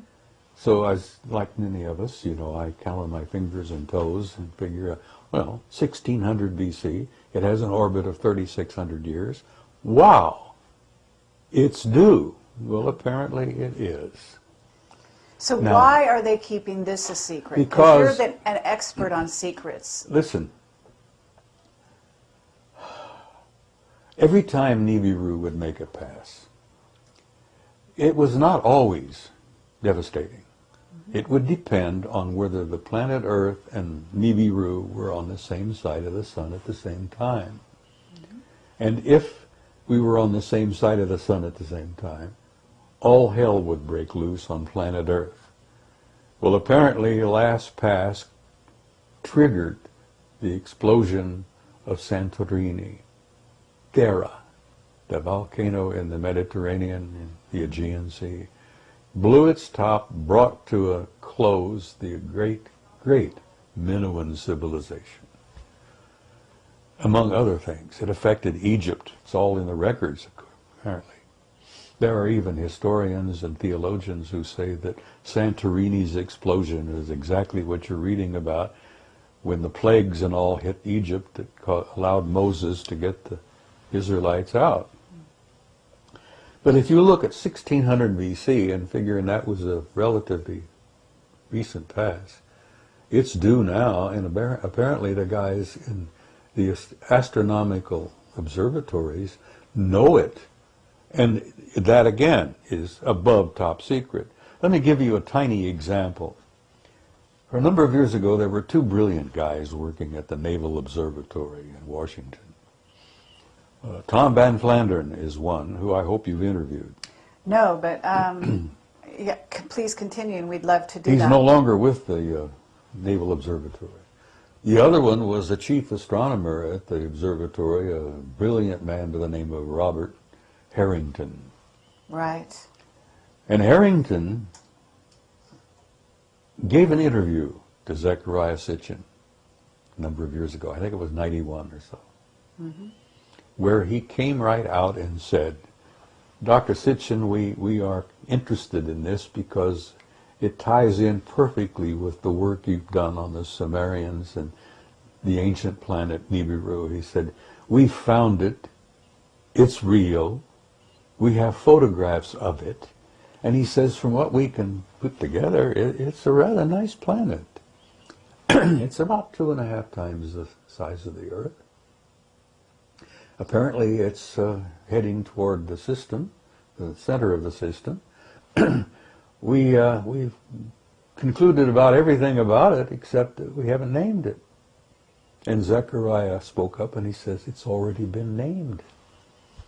He says, you simply call it Nibiru, as the Sumerians called it, the planet of the crossing. Mm-hmm. Well, Mrs. Sitchin and I were in agreement. I miss her. She died about a year ago. Mm. She was convinced that Robert Harrington had died because somebody bumped him off, because he had the courage to come out and give Zecharia this interview. I don't know whether you've seen it or not. It's on tape. No, I haven't seen it, but we interviewed Lucas Scantamburlo about this subject, and he's also talked about Robert Harrington. Yeah, well, Harrington gave the interview to Zecharia, and it's on a video called Are We Alone? Mm. And I think you can pick it up at the conference here next week. Okay. I have a copy, and I sent a copy to Neil Freer, who's a man you should interview. Okay, well, we're in touch with Neil. He's a very interesting guy. Oh, he's brilliant. He's a brilliant guy. He's brilliant. He just recently came out and admitted that he's had an intimate interrelationship with extraterrestrial intelligence since he was a child. Well, he's always talking about the Anunnaki. I do know this. Well, he wrote a book called Breaking the God Spell. Mm-hmm. And he has supported Zechariah's work for years. I have a question, Bob, if I may, about the provenance of this information, in the sense that Zecharia Sitchin's work is very well documented, and a lot of people watching this video will be very familiar with his books and with all the intelligent commentary about that. Are you saying that you have additional information based on your contacts within the Old Boys Network, or are you doing a neat presentation of... Many of my conclusions are my own, and they, in many respects, correlate perfectly with Sitchin's work, which is, Neil has told me, he says, Zecharia really should get the Nobel Prize. But I don't know what they would grant it to him in what field. But he's such an outstanding scholar in what he's done, and the Earth Chronicles is what he calls all of his work. Well, I think there's 7 or 8 of them now. I have 2 questions. One's a minor one to do with celestial mechanics. Mm-hmm. And it's just something that I've never understood, and I've heard this question from many other people as well. That if Nibiru comes from the outer reaches of the solar system, it's going to be an icy rock, which isn't going to be the kind of place that any beings could live on or would want to live on. And researcher Andy Lloyd, who you probably have heard about, has theorized that what they're seeing in the photographs that you referred to as an orange object is actually a brown dwarf, with the possibility of Nibiru being one of its moons, if you like. And there's a lot of debate about how to apply what Sitchin seems to have been saying to the real practicalities of life on an icy rock out in the orbit of Pluto. And I wondered if you knew or had anything to say about that. No, it's not an icy rock. And yes, when it makes its long journey out and back, it gets so far away from the sun that the sun is probably no more than a little tiny prick of light, a little tiny pinpoint. And if you would think that it would be naturally icy cold. No, apparently the planet, like many planets in the system here, generate its own heat. It has in its core a generating heat system very much like our own. We have a system within the core of this planet that has been described as a thermonuclear reaction, very similar to the sun. Now, most of the life and all of the bounty and all of the beauty of life on this planet comes from our going around this beautiful sun. But I don't think Nibiru is an icy rock. No, I think, first of all, that it probably generates enough of its own heat, and I think they probably did indeed create for themselves, with the advanced technology that they have, a kind of a Dyson sphere. Are you familiar with that? Mm-hmm.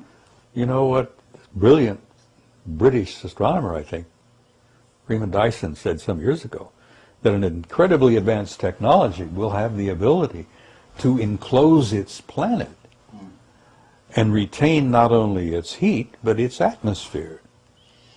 And I suspect that the Anunnaki have done that to Nibiru, and they probably did it, good enough, hundreds of thousands, maybe a million years ago.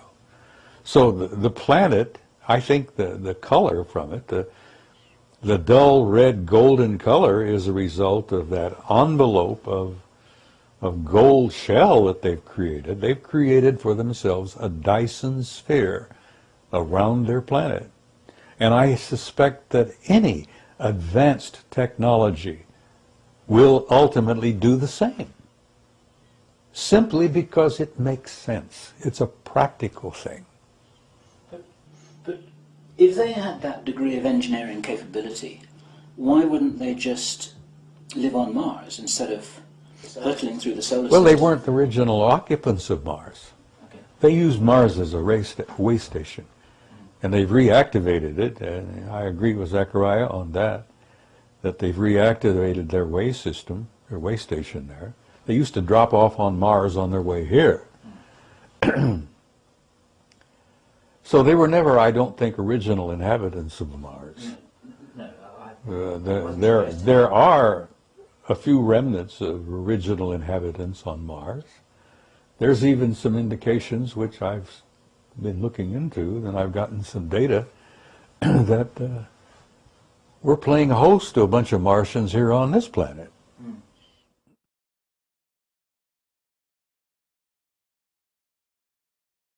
Of a sudden stratospheric warming that has split our polar vortex in two, which I think is pretty cool. The polar vortex, which forms and deepens as the atmosphere loses heat into space in the darkness of the long Arctic winter night, was split in two by massive heating from below. A series of intense storms in the North Pacific intensified a very long wave in the upper atmosphere. Energy on that planet-sized wave went upwards from the lower atmosphere around the Himalayas and Tibetan Plateau and broke into the stratosphere, causing a major sudden warming. It rapidly reversed the strong cyclonic winds in the stratosphere around the poles, creating a central dome, breaking the vortex into two smaller vortices. It's actually quite incredible. Now, what caused this sudden heating? And I'll make sure to put up pictures on my site because I forgot. But some pretty major things are taking place on this great good Earth. Wonderful pictures so we can see it splitting, of course. Major stratospheric warnings have taken place on average every other year over the past 50 years. The physics of these warnings is very complicated. Since 1998, these warnings have been frequent and earlier in the winter. Previously, major warmings typically happened in February. Over the past decade, they have happened in December and January as well, but this one is exceptional on every count I've seen so far. This stratospheric warning is apparently the strongest ever observed in the first half of January, according to NOAA. No one knows why the number of major warmings is increasing, but a correlation has been made between positive sea surface temperature anomalies and active phase of the polar cycle. Even though the sun is very active, but it's active on the side away from us. This year, the sun should be very active, and it is active, it's just we're not getting as many end flares as we really need. And there are large positive sea surface temperature anomalies in the North Indian Ocean and the Northwest Pacific. First, and his background, he was born in Palestine before it became Israel. He learnt ancient Hebrew as a young child and studied the Bible. Just give you a quick example. When in the Bible it refers to giants on the land, well, if that had been interpreted properly, it would have said those from above. So this guy has, obviously researched it. He's read clay tablets from Sumerians, and they are the most, they were the most advanced.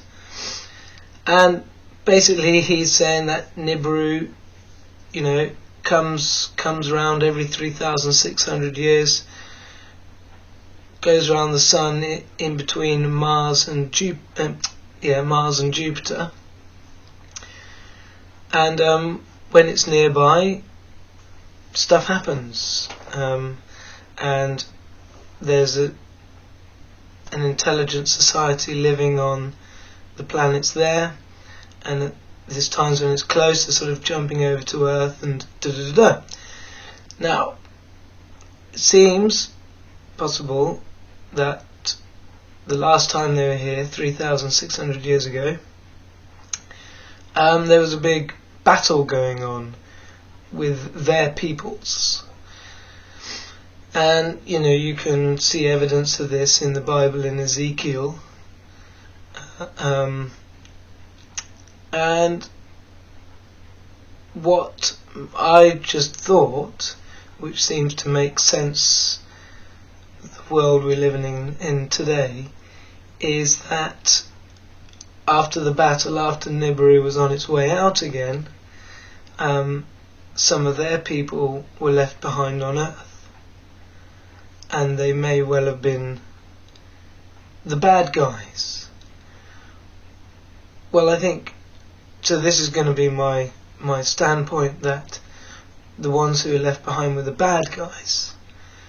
Now maybe they were somehow locked away or something, but it could be that these bad guys then laid a plan for the next time that Nibiru comes around, and is why they've taken on us humans as a slave race to advance technology to a stage where they can fight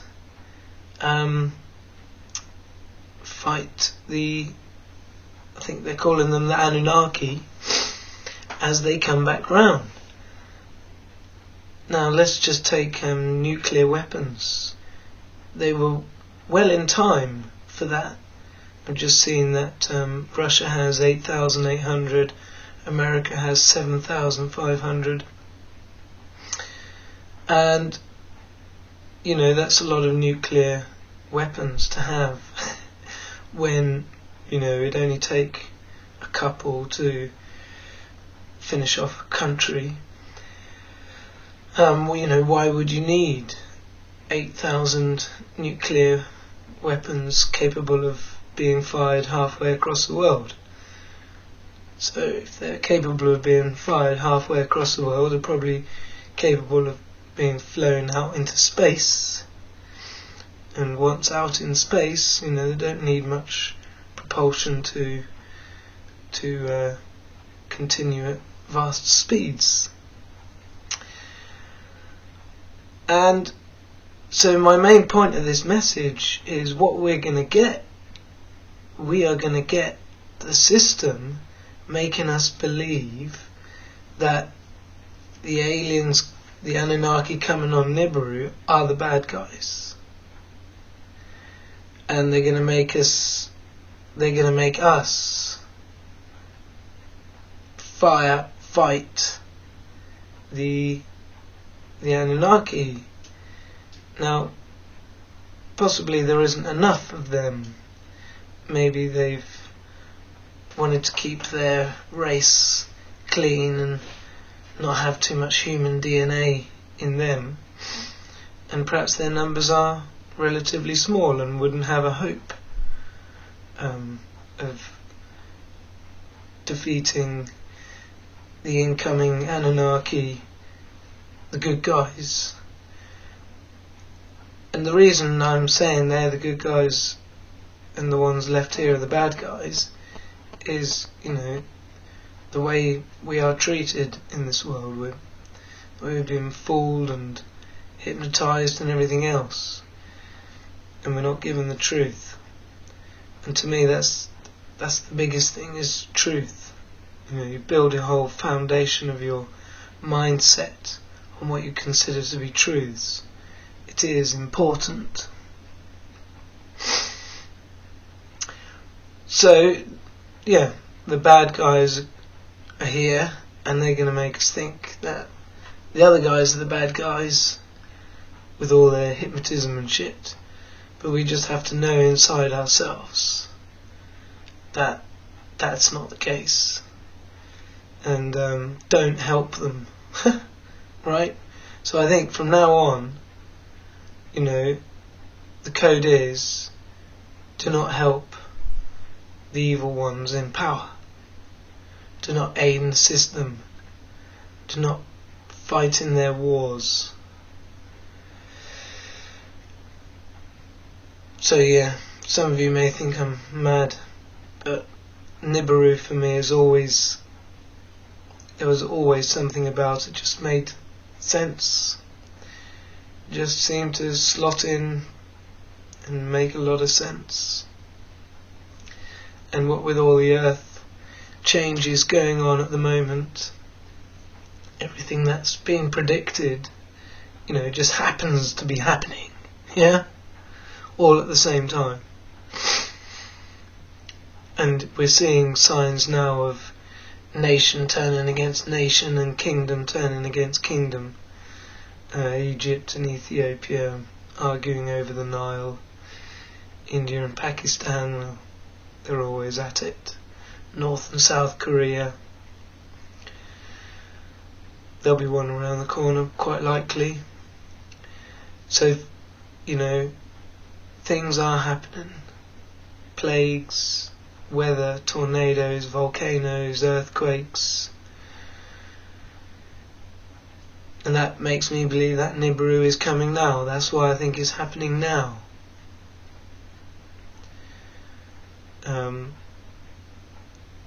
There's saw some evidence today to show that, you know, the Nibiru's passing is a sort of a 7-year thing. I mean, this particular thing said it may have started in 2007. So maybe it did. Maybe this has been going on.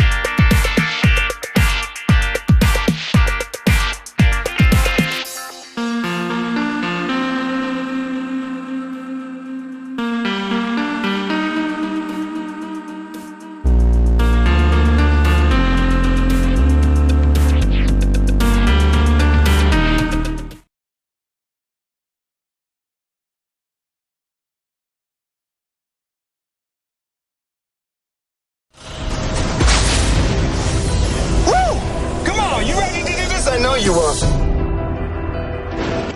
Are you seeing this? Affirmative. Anne's 40-year-old husband, Tom, died 2 years ago in January, and she believes his death was due to a contagious illness that has infected her entire family. Tell me what you believe is happening on your skin. It's like fibers that come out of your skin? Yes, there's this fibrous material. It's in layers. I look at your arm. Our hands swell and they itch and... It's been described as feeling as if either bugs are crawling on the surface of your skin or underneath your skin. Both horrifying and fascinating. From here in Florida to the Bay Area, something seems to be causing a mysterious new disease. In my mind, an engineer that sacrificed himself with this virus and it created this horrific...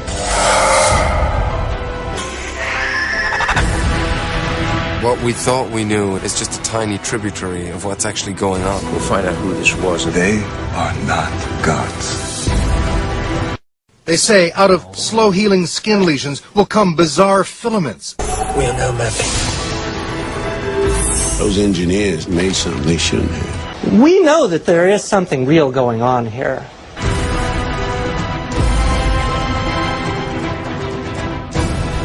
Where did he come from? Paradise.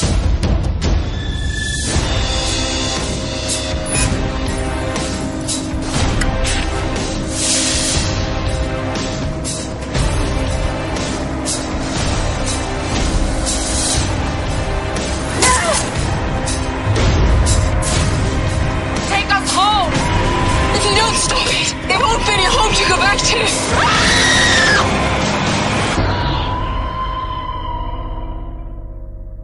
Big things have small beginnings.